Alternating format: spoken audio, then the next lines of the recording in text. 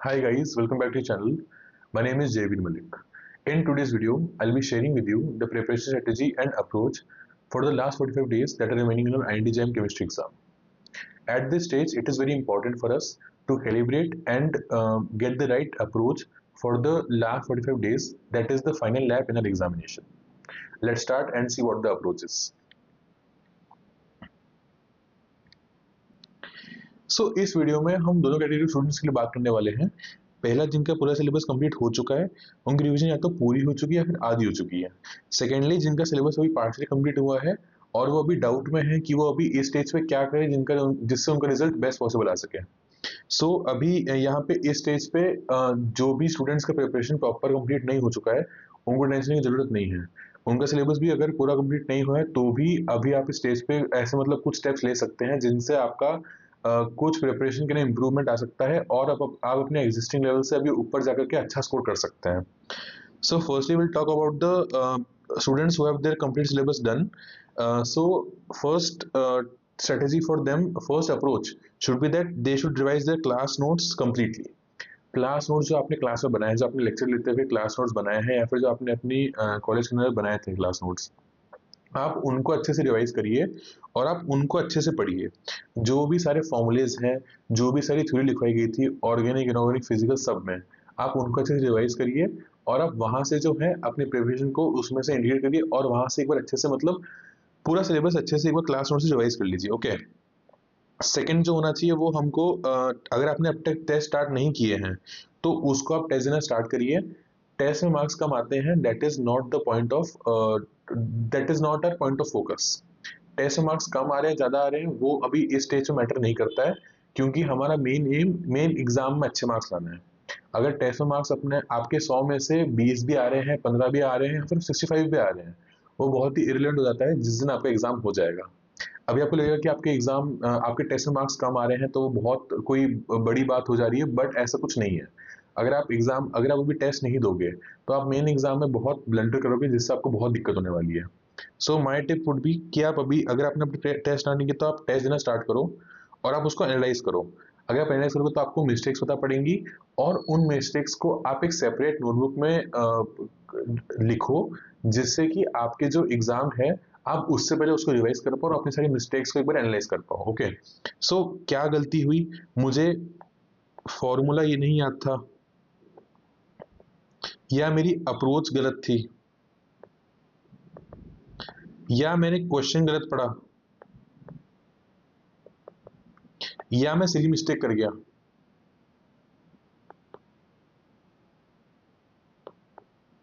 अगर आपका इनमें से कुछ भी हो रहा है तो ये सब चीजें करेक्ट करी जा सकती हैं विद रेगुलर प्रैक्टिस। तो अगर आप अभी टेस्ट नहीं दोगे तो आप इन सबको आइडेंटिफाई नहीं कर पाओगे। तो ये बहुत जरूरी हो जाता है कि आप इस स्टेज पे टेस्ट दो, और टेस्ट आपको रेगुलरली देने हैं, भले आप हफ्ते में 2 बार दो, भले आप दिन में 1 बार दो। आई वुड रिकमेंड कि आप एक टेस्ट सीरीज खरीद लो। किसी भी इंस्टीट्यूट की, बहुत सारे इंस्टीट्यूट्स हैं, आप उनकी टेस्ट सीरीज खरीद सकते हो और आप उसमें अपनी रैंक को ना देख करके, अपने मार्क्स ना देख करके, कितने क्वेश्चंस गलत हो रहे हैं उनके ऊपर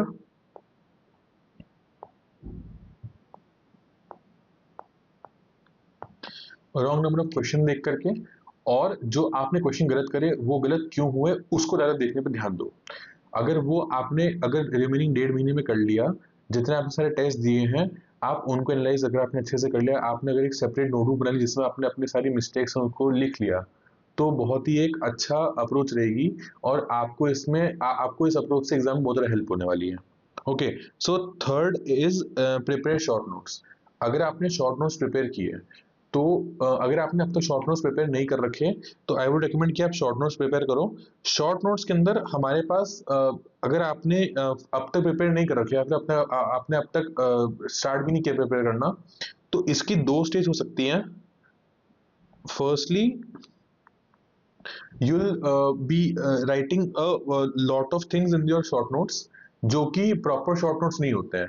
तो अगर आपसे स्टार्टिंग में ही बहुत कंसाइज शॉर्ट नोट्स नहीं बन रहे हैं तो आप पहले long form of short notes बना सकते हो और उसके बाद में उसको कंसाइज कर सकते हो।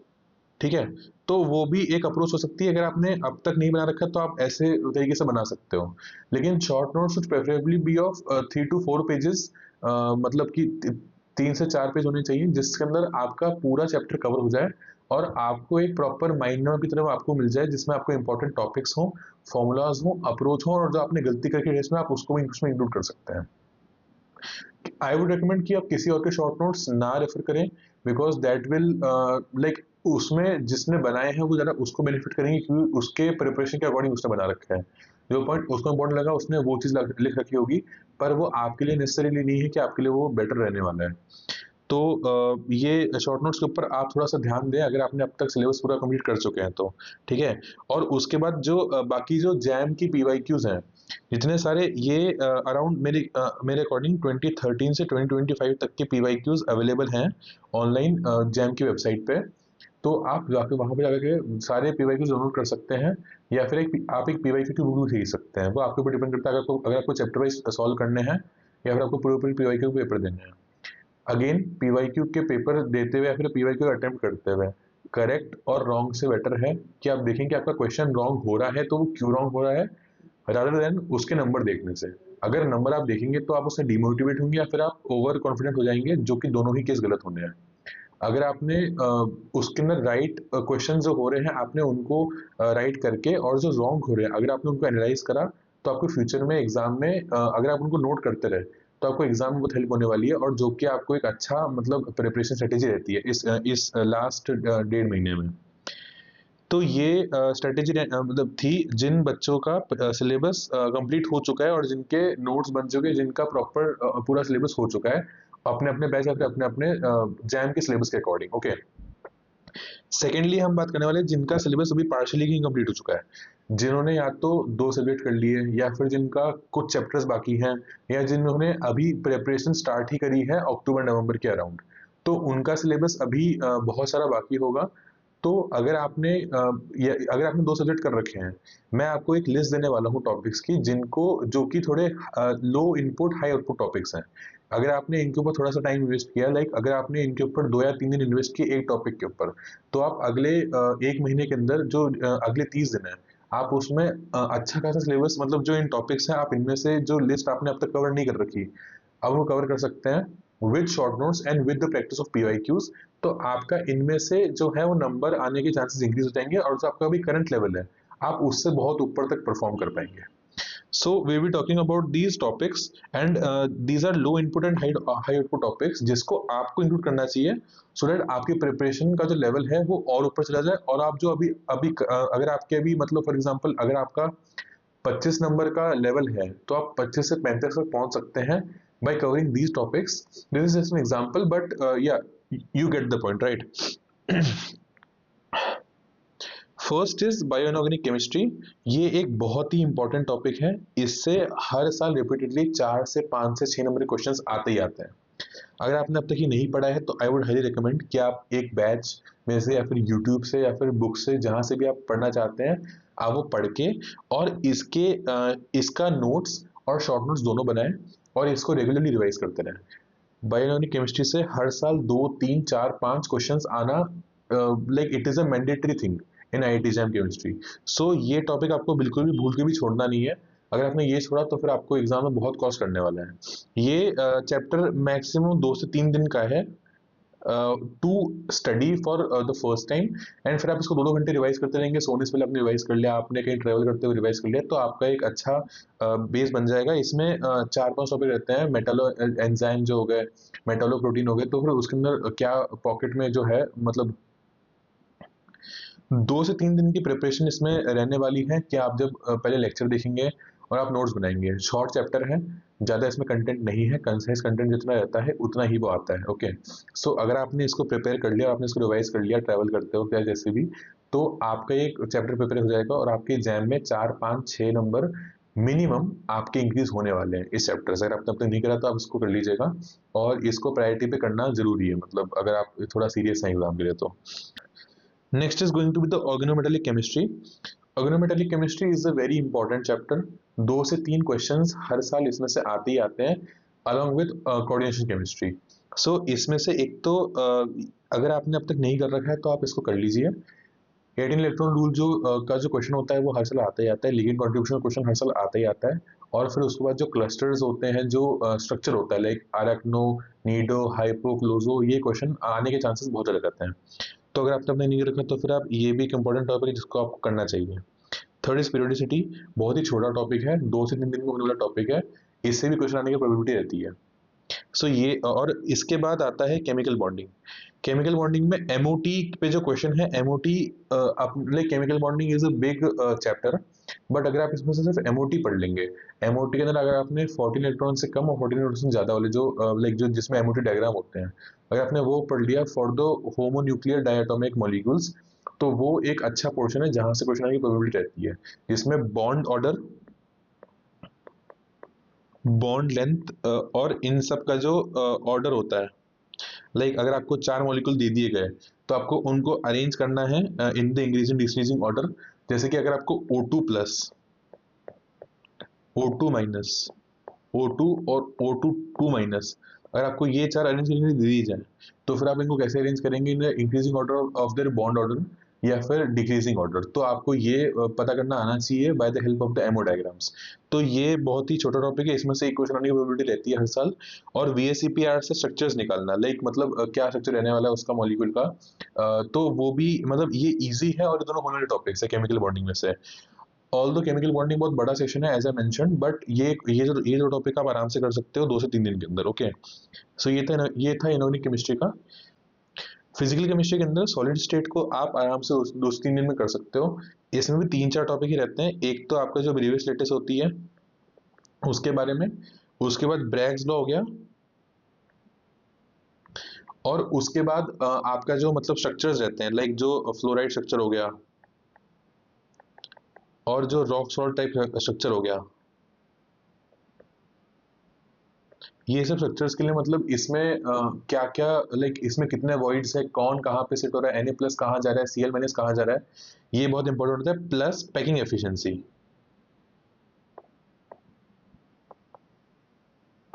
BCC, FCC और सिंपल क्यूबिक के अंदर ये क्या रहती है, इसका ऑर्डर क्या रहता है, ये भी इंपॉर्टेंट होता है और ये भी बहुत बार आ चुका है। Our next topic is chemical kinetics. So chemical kinetics के अंदर पहले तो आता है ग्राफ। ग्राफ एक बहुत इंपॉर्टेंट सेक्शन रहने वाला है इस पर्टिकुलर चैप्टर का। ग्राफ में बेसिकली आपको 0, 1 और 2 ऑर्डर मतलब जो मतलब 0 फर्स्ट और सेकंड ऑर्डर की जो रिएक्शन होती है उसमें जो आपको ग्राफ करे जाते हैं डिफरेंट डिफरेंट टाइप के, लाइक जो मतलब concentration of reactant with respect to time. Okay, और उसके बाद जो minus DA/DT with respect to A होता है इन फर्स्ट ऑर्डर, ये भी इंपॉर्टेंट होता है। तो आपको ये जो डिफरेंट टाइप के ग्राफ्स होते हैं आपको इनको प्रैक्टिस कर लेना चाहिए, इसमें से एक क्वेश्चन की प्रोबेबिलिटी हाई रहती है। ओके, उसके बाद जो होता है उसके बाद टी हाफ निकालना, ठीक है, तो आपको कोई भी न्यूक्लियर रिएक्शन दे दी जाएगी तो उसमें से टी हाफ निकालने वाला क्वेश्चन बहुत इजीली हो जाता है, आपको उसे फॉर्मूले याद रखने होते हैं। तो केमिकल काइनेटिक्स के फॉर्मूले, इसमें आई रिकमेंड फॉर्मूले सारे आप याद कर लो एक बार, ठीक है, फॉर्मूला शीट बना करके, मतलब शॉर्ट नोट्स बना करके। ओके, तो फॉर्मूला याद रखने से इसमें बहुत सारे क्वेश्चन हो जाएंगे। तो काइनेटिक्स का अगर बड़ा चैप्टर आपको लग भी रहा है तो आप मेजरली ये सारी चीजें कर लेंगे तो आपको एक बार आसानी रहेगा करने में। एग्जाम में क्वेश्चन अटेम्प्ट, एग्जाम में जो प्रोबेबिलिटी रहती है क्वेश्चन आने की वो इनमें से हाईएस्ट रहती है। तो आप एक बार फॉर्मूलाज अगर रिवाइज कर लेंगे और ग्राफ कर लेंगे हर टाइप ऑफ रिएक्शन की, 0, 1 और 2 का तो आप कर ही लीजिएगा, और एन टाइप का मतलब आप जो उसका रेट कांस्टेंट होता है आप उसकी मतलब रेट कांस्टेंट को भी अगर आप याद कर लेंगे nth ऑर्डर के लिए, 0 फर्स्ट और सेकंड ऑर्डर के लिए, तो भी एक मतलब अच्छा पोर्शन कवर हो जाएगा काइनेटिक्स के अंदर, ठीक है। फिर हम आते हैं फिजिकल स्पेक्ट्रोस्कोपी के ऊपर। फिजिकल स्पेक्ट्रोस्कोपी के अंदर जो हमारे पास सारे फॉर्मुलेज होते हैं, फॉर्मुलेज इंपॉर्टेंट है इसके अंदर, तो फॉर्मुलेज याद रखने से ही मतलब बहुत सारे क्वेश्चन हो जाएंगे आपके। तो आप इसमें एक तो फॉर्मुलेज याद रख लेना, और जो क्वेश्चंस होते हैं आपकी पीवाईक्यू से आप उनको प्रैक्टिस कर लेना। ये भी मेरे ख्याल से 3 से 4 दिन का चैप्टर है, ज़्यादा बड़ा चैप्टर नहीं है, और इसमें से रिजल्ट अच्छा आने की मतलब इसमें से आपको आउटपुट अच्छा आएगा एग्जाम में। तो 3 से 4 दिन का एक होने वाला है, तो इसको आप अगर आपने नहीं करा तो आप इसको भी कर सकते हैं, अच्छा चैप्टर है फिजिकल स्पेक्ट्रोस्कोपी। फिर आता है सरफेस स्पेक्ट्रोस्कोपी। सरफेस स्पेक्ट्रोस्कोपी के अंदर कुछ हमारे पास आइसोथर्म्स होते हैं। एक तो आइसोथर्म के ग्राफ देखने हैं हमको। ओके, आइसोथर्म के ग्राफ हो गए, प्लस आइसोथर्म के अंदर मतलब हमको कैसे theta is equal to KP/1 + KP वाला जो फॉर्मूला होता है, ये होता है लैंग्वेज के लिए। और सेमली जो दूसरा सिस्टम के लिए जो होता है, हमको वो सारे फॉर्मूले याद रखने हैं और जो सारे ग्राफ है वो याद रखना है, ठीक है। वेरिएशन कैसे हो रहा है टेम्परेचर के साथ और प्रेशर के साथ, टेम्परेचर तो कांस्टेंट रहता है, बस प्रेशर के साथ कैसे वेरिएशन हो रहा है, हमको वो चीज़ थोड़ा याद रखनी है। तो ये भी एक अच्छा टॉपिक है जिसको आप सर्फेस केमिस्ट्री को मतलब प्रिपरेशन आपको करनी चाहिए। उसके बाद इलेक्ट्रोकेमिस्ट्री आती है। इलेक्ट्रोकेमिस्ट्री के अंदर जो आपको मतलब अगर इसमें से फॉर्मूले रखने हैं बेसिकली, ठीक है। फॉर्मूला रख के आपके सारे मतलब जो क्वेश्चंस आते हैं, अगर आपने फॉर्मूला रख लिया तो आपका दो में से एक क्वेश्चन तो हो ही जाएगा। और बाकी सेल रिप्रेजेंटेशन कैसे करते हैं, सेल रिप्रेजेंटेशन भी इंपॉर्टेंट है इसके अंदर, ओके। तो सेल रिप्रेजेंटेशन और फॉर्मूलेज इलेक्ट्रोकेमिस्ट्री से आपको याद रखना है। गैसीय स्टेट एक और इंपॉर्टेंट चैप्टर आता है फिजिकल केमिस्ट्री के अंदर, जो कि एक लो इनपुट हाई आउटपुट टॉपिक होने वाला है। इसमें सारे फॉर्मूले याद रख लेना। और इसमें एक जो गैस स्टेट में कहना चाहूंगा मैं, वो हमारा मैक्सवेल बोल्ट्जमैन डिस्ट्रीब्यूशन होता है, ठीक है, ऑफ स्पीड्स। तो जैसे हम ये ग्राफ बनाते हैं, तो यहाँ पे एक तो हमको वी एवरेज, वी आरएमएस और वी मोस्ट प्रोबेबल, हमको इसका ऑर्डर क्या होता है और इसकी वैल्यू क्या होती है। अगर आपको आपको इन तीनों के फॉर्मूले याद होने चाहिए, इन तीनों का ऑर्डर याद होना चाहिए, ठीक है। और इन तीनों को आपको ग्राफ पे प्लॉट करना आना चाहिए कि यहाँ पे कौन सा होता है, यहाँ पे कौन सा, यहाँ पे कौन सा होता है, ठीक है।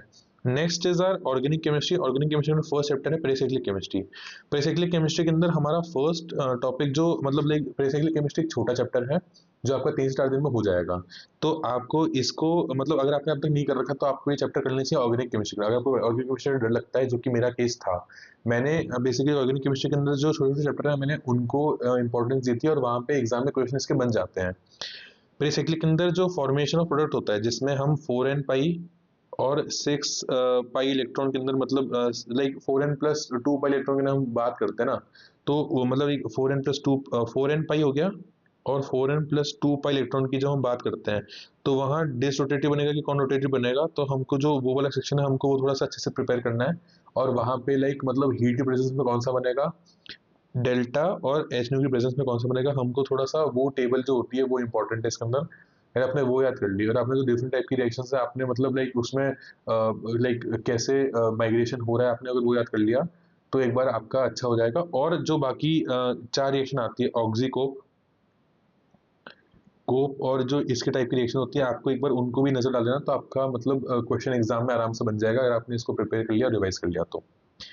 Next is organic spectroscopy. Organic spectroscopy के अंदर थोड़े कंसेप्ट इन्वॉल्व हैं। लो इनपुट में इसको ऐसा नहीं कहूंगा, बट ये आप आराम से प्रिपेयर कर सकते हो 5 से 6 दिन के अंदर। थोड़ा सा टाइम लेगा, पर ऑर्गेनिक स्पेक्ट्रोस्कोपी जो क्वेश्चन होते हैं जिसमें मतलब एक तो नंबर ऑफ सिग्नल निकालना आप सीख लो।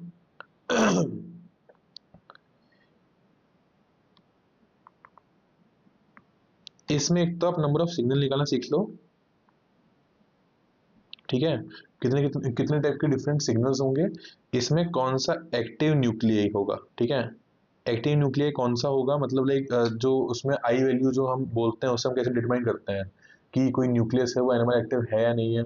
एक तो वो चीज होगी, एक नंबर ऑफ सिग्नल्स हो गए।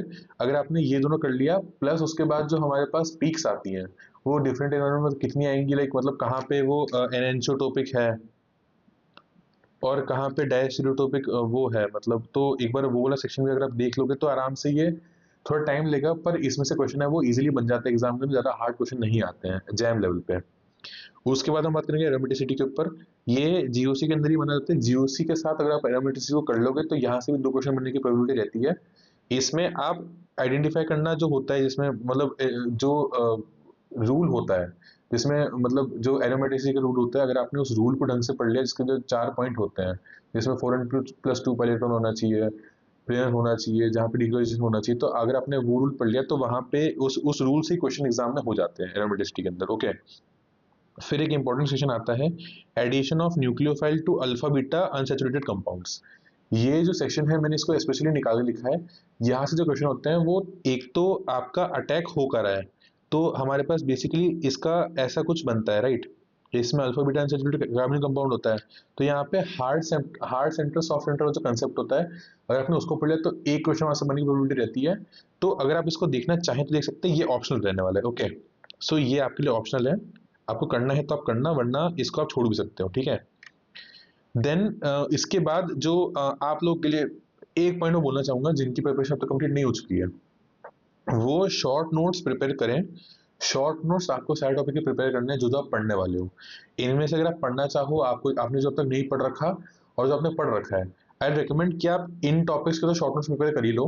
ठीक है, किसी और सोर्स से कर लो, किसी के कोचिंग के नोट से कर लो, अपने दोस्तों के नोट से कर लो, या फिर खुद के नोट से कर लो, या कोई लेक्चर देख के करो। पर आप शॉर्ट नोट्स बना लो। शॉर्ट नोट से सारे फॉर्मूला, ग्राफ, ऑर्डर जहां दे रखा है कि यहाँ पे इंक्रीजिंग डिक्रीजिंग ऑर्डर, और जहां पे इंपॉर्टेंट रिजल्ट लिखा रखे हैं, आप उसको देख के जाओगे तो आपके क्वेश्चन मतलब एग्जाम में कुछ डायरेक्टली हो जाएंगे, क्योंकि जैम के लेवल पे डायरेक्टली क्वेश्चन आते हैं जो कि पीवाईक्यू से डिराइव्ड आते हैं। कुछ क्वेश्चंस एकदम इमीडिएट प्रीसीडिंग ईयर के नहीं आएंगे, 2025 के क्वेश्चंस नहीं आएंगे, पर कुछ क्वेश्चन आने वाले हैं एग्जाम के अंदर जो कि आपको मतलब इससे आपको मतलब लाइक अगर आपने प्रॉपर चैप्टर डेप्थ नहीं पढ़ रखा तो प्रोबेबिलिटी रहती है कि आप उन क्वेश्चन को कर ले जाओगे। अगर आपने ये पढ़ रखा है तो फॉर्मूला आपने अगर पढ़ रखा है, ग्राफ पढ़ रखा है, ऑर्डर पढ़ रखा है, और जो इंपॉर्टेंट रिजल्ट है वो पढ़ रखा है ऑर्गेनिक के अंदर भी, तो आप मतलब कुछ क्लासिकल रिएक्शंस हो गई, आप उनको पढ़ के जाओ। वहाँ पे जो अगर जैसे केनिज़ारो है, वहाँ पे लाइक कौन सा ऑर्डर की रिएक्शन है वो, कई बार अगर वो इजी क्वेश्चन पूछेगा तो आप उनको भी कर पाओगे। न्यूमेरिकल टाइप में भी इजी क्वेश्चन आते हैं। तो फिजिकल के लिए आई रिकमेंड कि आप फॉर्मूलाज आराम से, आपके फॉर्मूला सारे टिप्स होने चाहिए, सारे चैप्टर्स के ग्राफ आपको सारे याद होने चाहिए। क्वेश्चंस एग्जाम में इजी भी आने वाले हैं, तो हमारा टारगेट होना चाहिए कि अगर हमारी प्रिपरेशन प्रॉपर कंप्लीट नहीं है तो हम जो इजी टारगेट क्वेश्चंस हैं हम उनको एक बार अच्छे से कर रहे हो। ठीक है, तो आई रिकमेंड कि शॉर्ट नोट्स आप बनाओ और सारे पीवाईक्यूज आपको प्रैक्टिस करने हैं। पीवाईक्यू आपको एक भी नहीं छोड़ना। पीवाईक्यू अगर आपने डाउनलोड करे हैं इंटरनेट से तो भी ठीक है, अगर आपने बुक ली है तो भी ठीक है, पर आपको सारे पीवाईक्यूज प्रैक्टिस करने ही करने हैं।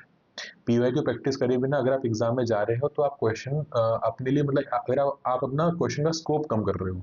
अगर अपनी पीवाईक्यू साइड प्रैक्टिस कर लिए तो कुछ प्रोबेबिलिटी रहती है कि क्वेश्चन पीवाईक्यू से भी डायरेक्टली उठ के आ जाए, फिर डायरेक्ट क्वेश्चन आ जाए उठ करके। तो रिकमेंड किया आप पीवाईक्यू भी करके जाओ, सारे के सारे जो भी सारे अवेलेबल हैं।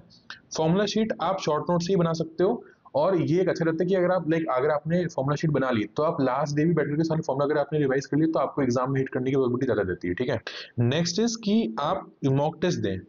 अभी प्रिपरेशन कंप्लीट नहीं हुई है, आपको अभी डाउट है कि आपकी क्या आपके सारे चैप्टर नहीं हो रखे या फिर आपकी रिवीजन नहीं होगी, तो भी आई रिकमेंड कि आप मॉक टेस्ट दो रेगुलरली। आपके पास अभी 1.5 महीना बाकी है। ठीक है, सुबह आपने अगर 4 घंटे पढ़ाई करी, 5 घंटे पढ़ाई करी, आपने एक पर्टिकुलर चैप्टर को प्रिपेयर करा है, आपने शॉर्ट नोट्स प्रिपेयर करे हैं, शाम में एक टेस्ट दे दो। भले मतलब अगर आप पार्शियल टेस्ट दे सकते हो या फिर आप फुल सिलेबस टेस्ट दे सकते हो, आप एक टेस्ट सीरीज ले लो, मॉक टेस्ट देते रहो। मॉक टेस्ट देना बहुत इंपॉर्टेंट है। उससे इंश्योर होता है कि जो आप प्रिपेयर कर रहे हो वो अलाइंड है कि नहीं है। मार्क्स आ रहे हैं नहीं आ रहे हैं, मैंने पहले ही भी बोला है कि मार्क्स आ रहे हैं नहीं आ रहे हैं हमको फर्क नहीं पड़ता। हमको प्रिपेयर करना है हमारे वीक टॉपिक्स को, वीक एरियाज को। गलती हो रही है, सिली मिस्टेक हो रही है, हम लाइक मतलब हम नर्वस हो जा रहे एग्जाम के अंदर, दैट इज आर लाइक अगर हमने उसको यहाँ पे सही कर लिया तो हम एग्जाम में गलती नहीं करके आने वाले। ठीक है, तो ये इंपॉर्टेंट पार्ट है कि आप मॉक टेस्ट रेगुलरली दो। मार्क्स डू नॉट मैटर, मैं इसको बार बार एम्फेसाइज कर रहा हूँ। अपने प्रिपरेशन टाइम पे मैं बहुत डरता था कि मार्क्स कम आ रहे हैं, but at the end it all gets like मतलब वो सही हो जाएगा। एग्जाम में जब जाओगे तो वहां पे मार्क्स नहीं मैटर करने वाले, वहां पे रिलेटिव परफॉर्मेंस मैटर करेगी, वहां पे आपकी रैंक मैटर करेगी। यहाँ पे अगर मार्क्स यहाँ पे अगर मार्क्स कम आ रहे हैं तो ये समझ लो कि आपसे गलती हो रही है, तो कहाँ गलती हो रही है वहां इंप्रूव करो। अगर आपसे इंप्रूवमेंट का स्कोप नहीं है तो छोड़ दो। टेस्ट दो, टेस्ट को एनालाइज करो, मिस्टेक वाली जो नोटबुक है उसको बनाओ, जो मिस्टेक्स हुई है उसको वापस बार बार देखो कि कहाँ गलती हुई थी, ऑर्गेनिक में कोई कोई क्वेश्चन गलत हुआ था तो उसको हम वापस देखने करके उसको हम वापस करके नोट करेंगे। एंड वहां से ना वहां पे फिर गलती वाली नहीं होगी। इन केस कोई क्वेश्चन मेरे मॉक टेस्ट से रिपीट होता है एग्जाम के अंदर तो वो वापस में गलती होने नहीं दूंगा। मॉक टेस्ट से कोई भी क्वेश्चन अगर रिपीट होगा तो वो मेरे क्वेश्चन सही होना ही चाहिए। ठीक है, मॉक टेस्ट पीवाईक्यूज आपको बहुत सीरियसली लेने हैं, इनको आपको अच्छे से प्रिपेयर करने करना है। Analyse the मॉक्स and note down the mistakes. Mistake note करके आप मिस्टेक नोटबुक बना लो। ठीक है, जिसको आप बार बार देखोगे। फिजिकल के फॉर्मूले कहाँ गलत हुआ, इनऑर्गेनिक के अंदर कहाँ गलती हुई है, कौन सा मैंने ऑर्डर गलत किया है, कहाँ मैंने गलत लाइक अगर आप एसिड्स भूल जा रहे हो, लाइक मतलब मार्शल एसिड, कैरो एसिड जो भी होते हैं पी ब्लॉक के अंदर, एस ब्लॉक के अंदर, तो वहां पर अगर आप भूल रहे हो तो आपको उनको अगर वापस देखना है, अपने शॉर्ट नोट्स में इंक्लूड करना है। और वहां से जो गलतियां हैं, दीज आर एसेट्स। जो मिस्टेक हमारे से अभी मॉक टेस्ट में हो रही है ना, ये आपका एसेट होने वाला है। आपको यही चीजें एग्जाम में नंबर इंक्रीज कराएंगी अगर ये इनमें से कुछ, क्योंकि क्वेश्चन एक पर्टिकुलर बैंक ही तो है, मतलब एक लिमिटेड अमाउंट ऑफ क्वेश्चन है जो बन सकते हैं। फॉर्मुलेज लिमिटेड है आपके सिलेबस के अंदर, आपके सिलेबस के अंदर रिएक्शंस लिमिटेड है, आपके सिलेबस के अंदर इनॉग्रेट के अंदर लाइक ऑर्डर्स या जो इनॉग्रेट की रिएक्शन है वो भी लिमिटेड है, कोऑर्डिनेशन क्वेश्चंस लिमिटेड है। तो अगर आपने मैक्सिमम प्रिपरेशन कर रखी है, अगर आपका मैक्सिमम सिलेबस कंप्लीट हो चुका है, अगर आपने मैक्सिमम क्वेश्चंस कर रखे हैं, तो एग्जाम के अंदर आपका एक अच्छा चांस रहता है कि आप अच्छे क्वेश्चंस हिट कर पाओगे। और आप अपने अगर आपका प्रिपरेशन कंप्लीट नहीं भी है तो भी आप एक ऐसे लेवल करके मतलब उसके आसपास तो हिट कर पाओगे जहाँ पे आपका टारगेट होने वाला है, ठीक है। मैक्सिमम पे नहीं जा पा रहे हैं तो हम एक बार लाइक अभी जो करंट लेवल है हम उससे तो ऊपर उठेंगे ना। तो आपको अपनी मिस्टेक को नोट डाउन करना है और आपको उसको मतलब लाइक अच्छे से एसिमुलेट करके आपको उसको प्रिपेयर करना है। 31 तक आई रिकमेंड कि आपके शॉर्ट नोट्स प्रिपेयर हो जाएं, आप मॉक टेस्ट दे दो और आप एक अपनी मैं आपको बताया कि जो मिस्टेक नोटबुक है आप उसको प्रिपेयर कर लो, अपनी सारी गलतियां लिख लो और उसको रिवाइज करते रहना बार बार, ठीक है। Practice PYQs of all the topics that you are confident in, ठीक है। सारी पीवाईक्यू करके जाने ही जाने, फिजिकल इनोवेटिंग कॉनिक सबके, ठीक है। और ये था 31 तक के लिए, ठीक है। 1 to 14 तक हम क्या करने वाले हैं, हम रिवाइज करेंगे अपने शॉर्ट नोट्स, ठीक है। रोज सुबह आकर के अपने शॉर्ट नोट्स रिवाइज करेंगे, आपको सोने से पहले अपने शॉर्ट नोट्स रिवाइज करेंगे, ठीक है। बीच वाले टाइम में जो हमारी मिस्टेक्स हैं उनको हम रिवाइज करेंगे, उनको हम नोट डाउन करेंगे, उनको रिवाइज करेंगे, ठीक है। कोई नया टॉपिक इसमें तो मैं रिकमेंड नहीं करूंगी कि आप इसमें कोई नया टॉपिक पढ़ो, ठीक है। जो आपको पढ़ना है वो आप 1 महीने में पढ़ लो। 1 से 14 तक जो 2 हफ्ते हैं आप उसमें अपने नोट्स रिवाइज करना, अपने मिस्टेक को नोट डाउन, जो आपने कर रखा है उनको रिवाइज करना, ठीक है। वहां से वो गलती वापस एग्जाम में रिपीट ना हो। और मॉक टेस्ट देना वो आपके लिए ऑप्शनल है। Mock test I leave it up to you. इस एक टाइम में तो आप मॉक टेस्ट दो ही दो, ठीक है। इसमें आपको टेस्ट देना ही देना है 31 जनवरी तक, 1 to 31 आपको मॉक टेस्ट देना ही देना है, ठीक है। ये जब भी आप देख रहे हो वीडियो, 31 तक आप मॉक टेस्ट दो, आई रिकमेंड दिस। और आप फर्स्ट के बाद मॉक टेस्ट मत दो, पीवाईक्यूज मत दो, क्योंकि इस टाइम पर अगर आपने मॉक टेस्ट दिया, आपका अगर कॉन्फिडेंस गिरता है तो बहुत आपको सिविल एग्जाम में अफेक्ट कर सकता है, ठीक है। तो आप ये करना है। और एक और जो लास्ट पॉइंट मैं बहुत सीरियसली सिंसियरली बोलना चाहूंगा, आप मैथ सीरियसली प्रिपेयर करो, ठीक है। मैथ से क्वेश्चन लास्ट टाइम भी आए थे, पूरा जो 2025 का जो पेपर था दैट वाज लाइक वो उसमें गलतियां ही बच्चों से मैथ्स में हुई थी। पर्सनली मेरे से भी 2-3 क्वेश्चन ऐसे गलत हुए थे जिनमें मैं कॉन्फिडेंट था, ठीक है। तो ये सिलेबस है, ठीक है, आईआईटी जैम का, अगर आपने अब तक नहीं देखा हो तो इसमें एक एक टॉपिक को, इसमें आपको एक एक टॉपिक को अच्छे से प्रिपेयर करना। फंक्शन हो गया, maxima, minima, integral, ordinary differential equations, vectors and matrices. YouTube पे बहुत सारा कंटेंट है, इसको करके आप इंडिविजुअली सर्च करो। जे के लेवल तक आई रिकमेंड कि आप एक बार मैथ्स को प्रिपेयर कर लो। आई रिकमेंड कि आप इसमें एक तो लेक्चर्स हो गए, ठीक है, लेक्चर्स प्लस नोट्स बना लो इसका ऑनलाइन, ठीक है। देख कहीं से भी देख करके, अगर आपको यूट्यूब पे मिल रहा है, यूट्यूब पे मिल रहा है, फिर बैच पे मिल रहा है अपने, ठीक है। लेक्चर देख के आप नोट्स बना लो, ठीक है। और उसके बाद पीवाईक्यूज आप प्रैक्टिस कर लो from 2013 up till 2025, excluding paper that don't have maths,